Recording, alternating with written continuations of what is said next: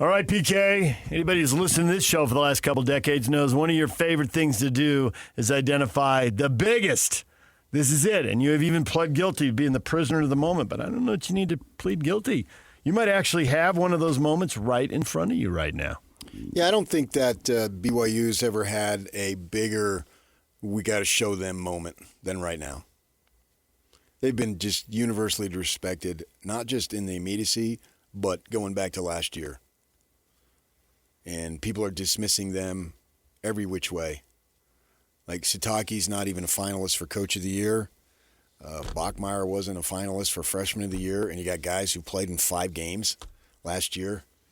They're above you. You're on the outside looking into the playoff picture when you got a really strong argument 2 years in a row. Right. I mean, if you got in one year and you didn't the other, there's always going to be close calls. There's going to be 2 or 3 close calls this year, it seems. Unless the committee gets off the hook because Alabama and BYU both win and have to be in. And so they're basing the fact that you are out of the playoff picture on you did not look good against Texas Tech. And not only, and that's true, you didn't look good against Texas Tech, but not your wins.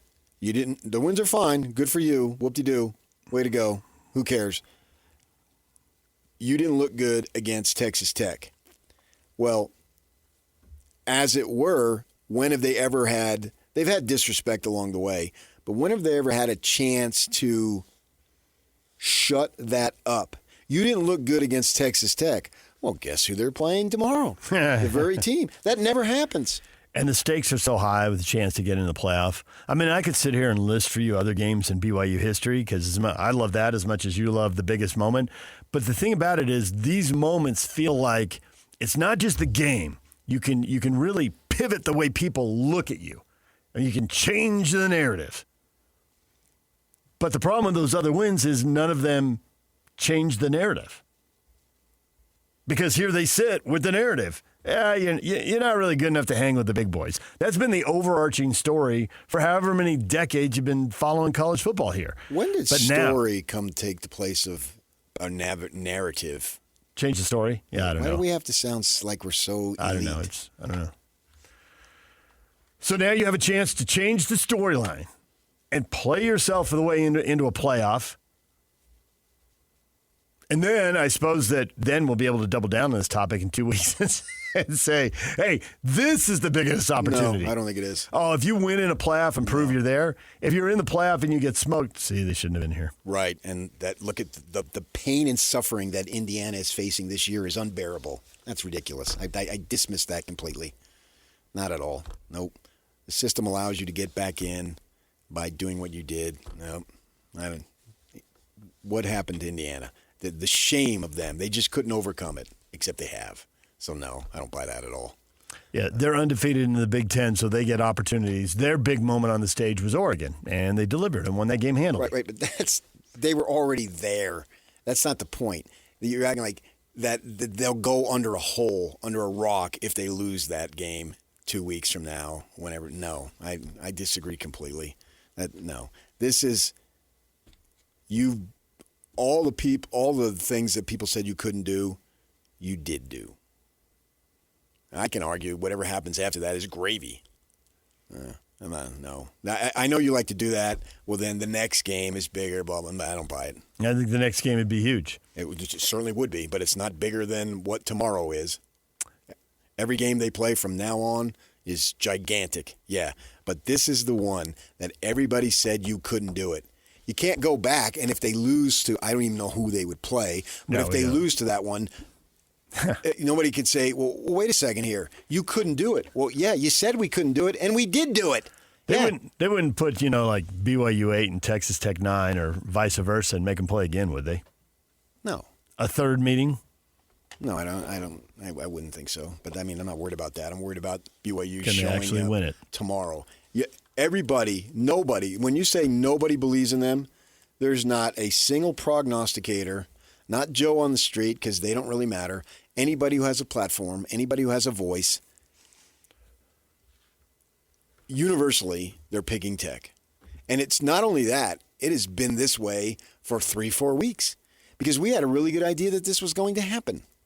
And so we've been talking about it, and those platform people have been talking about it at least to the point of being aware that this was going to happen. I mean, that was the whole thing. Well, why worry about BYU? They have an opportunity to play themselves into it. So put up or shut up. And they're going to shut up, and we're going to say, see, we told you. No, nothing has come to pass because whoever they play 2 weeks from now, that's it. That's just a one-shot deal, win or lose, when you go all. I think the thing you're undervaluing here is that the overarching story is then all the national folks looking, you don't belong. You as a conference don't belong, and you as an individual school don't belong. Nope.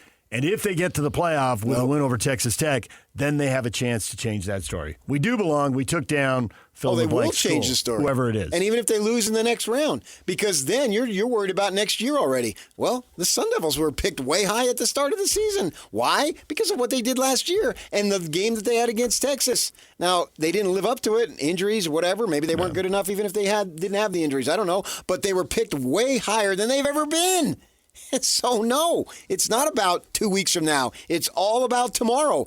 Everything boils down to tomorrow. Are you legitimate or not? This is the ultimate legitimate test, unlike any test they've ever had.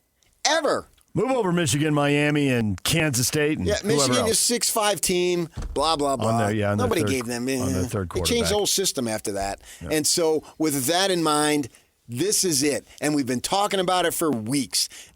You've had more lead up to this game than any BYU game in history.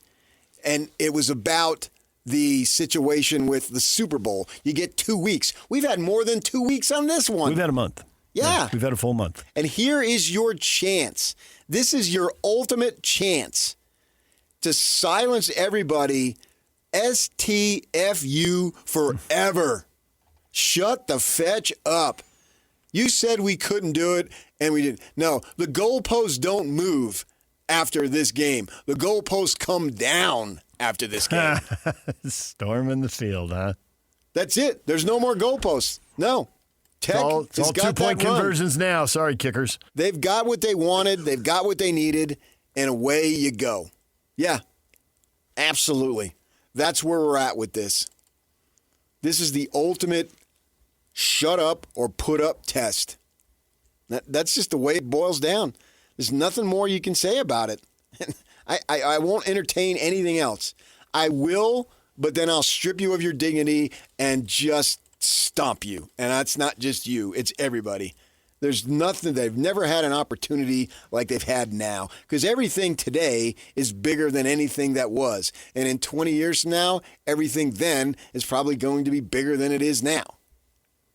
We'll see. We'll see about that. But that's the way I see it. And I believe that's the correct way to see it. I think that's the only way to see it. No, it's not the only way to see it. Oh, most definitely is. I can provide all sorts of evidence and ammunition. No, Indiana got by. They lost. They were still picked high. The Devils, they lost, and they were still picked high. Yeah, absolutely. And Tech right now is considered a top 5 team. I can argue if you win this game, this might be the best win you've ever had. This versus Miami. Miami was the king. 0-0 at that time. The record was 0-0. So yes. Yeah. So who knew how good they were? That was just expectation. But they Tech delivered. They delivered in the expectation. They were a machine in that era. No, and then we're talking about that day. We're not talking about that era. We're talking about that day. Texas Tech, because Texas Tech has no error. So if you're going to go error, then beating Texas Tech, BFD, because they've got no error. They've won 8 games twice in 10 years, excluding this year. And once was last year. They've got no error. They had 4 or 5 losing seasons from 2016 to 2021. So they've got no error. So once you introduce error, sorry to do this to you, but that doesn't fly. Because Tech has no error. It completely flies. I can't believe you're dismissing the Miami win. I'm not. I'm saying this one is bigger. I appreciate you trying to change the argument because when you're floundering, that's what you should do. But no, this is Texas Tech. I'm not depreciating anything. I've already said anything then is not as big as now. I think the playoff putting it at stake is what makes it obviously bigger than now. BYU could have got beat 50-0 against Miami and still won the WAC. And they would have celebrated. Yep. They would have hoisted the trophy. Everybody would have been fired up. It wouldn't have mattered. They literally did that, I think, the very next year. Right. They went 0-3 to start. Yeah. So here, it's all – there's no shut up or put up test like they've ever had tomorrow at 10 o'clock our time. This is going to be beautiful. This is what you dream of. Everybody, and I can say everybody, underscored as many times as you want, that is going to pick BYU to beat Texas Tech.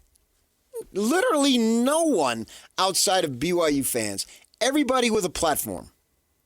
Tech. What more do you want? And me included. You can come in and shove it in my face.